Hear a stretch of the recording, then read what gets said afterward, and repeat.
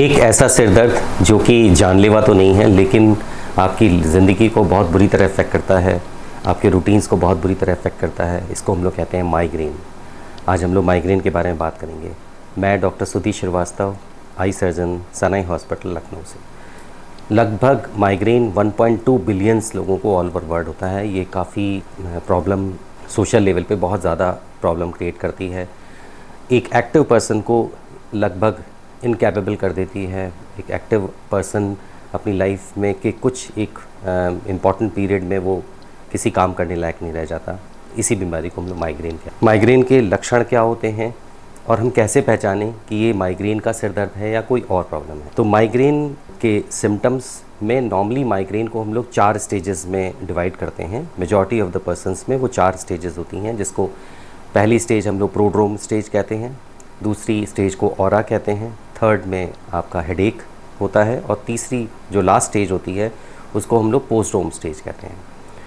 तो prodrome stage में normally आदमी को जो सिम्टम्स आते हैं वो डिप्रेशन होना या कुछ इरिटेबिलिटी होना, लैक ऑफ कंसंट्रेशन, एक फैटिगनेस आना, इस तरह के कुछ लक्षण से शुरुआत होती है। फिर ऑरा आता है।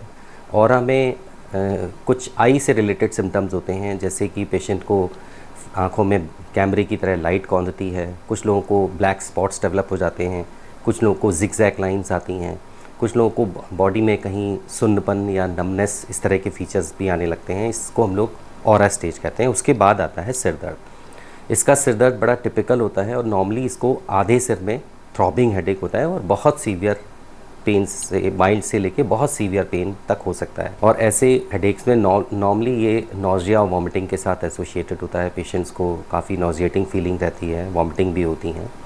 उसके बाद आता है, ये कुछ आवर्स तक रहता है। उसके बाद जो स्टेज आती है उसको हम लोग पोस्ट्रोम स्टेज कहते हैं, जिसमें टायर्डनेस होना या एक हैंगओवर टाइप की फीलिंग्स रहती है, डिप्रेशन हो जाता है, कंसंट्रेशन नहीं आता। ये करीब 1 दिन से लेके 2 दिन तक ऐसा रह सकता है।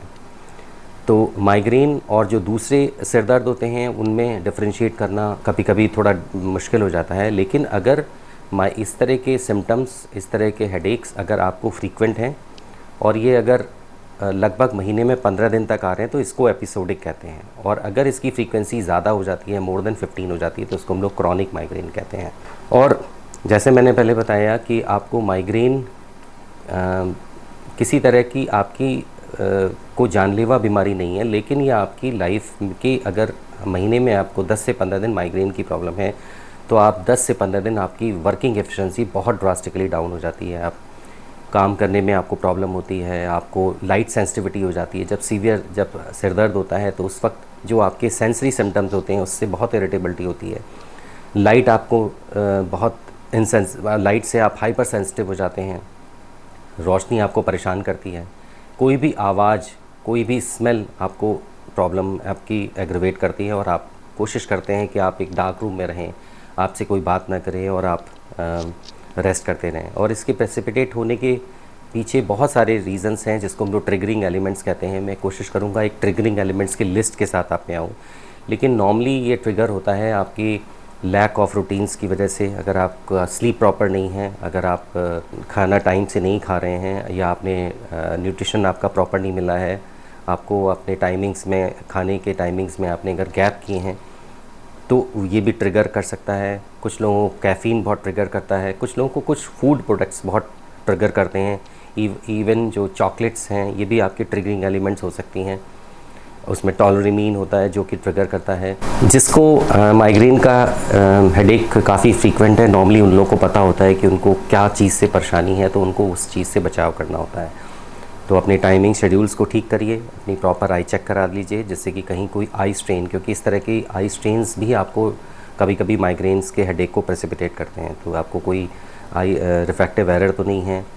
अपने खाने पीने का टाइम का ध्यान रखिए, खाना पीना प्रॉपर लीजिए, वाटर इनटेक अपनी प्रॉपर रखिए और हर वो चीज़ अवॉइड करिए जिनसे कि आपको माइग्रेन ट्रिगर होता है। क्योंकि माइग्रेन की ट्रीटमेंट हैं और कुछ प्रिवेंटिव मेजर्स भी हैं, लेकिन ये पूरी तरह से आपको क्योर नहीं करते हैं। हाँ, आपके सिम्टम्स और आपकी रूटीन्स को वो अफेक्ट होने से कम कर देंगे, आपको फ्रीक्वेंसी को थोड़ा कम कर सकते हैं, लेकिन कोई भी ऐसा इलाज अभी तक नहीं है जो माइग्रेन से आपको 100% क्योर करे। तो माइग्रेन के बारे में और भी इंफॉर्मेशंस है, होता क्यों है।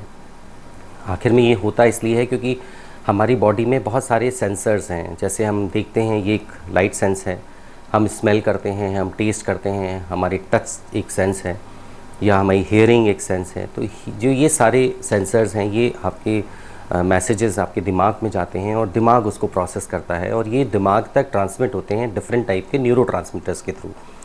तो किसी भी जेनेटिक रीजंस की वजह से, हाँ, माइग्रेन अगर आपकी फैमिली में, आपके पेरेंट्स में भी है, तो आपको पॉसिबिलिटीज़ माइग्रेन की बहुत हाई होगी। तो कुछ ना कुछ जेनेटिक रीजंस की वजह से जो आपके मैसेजेस हैं वो दिमाग में एक नॉर्मल प्रोसेस में जाने की जगह वो बहुत हाइपर सेंसिटिव हो जाते हैं।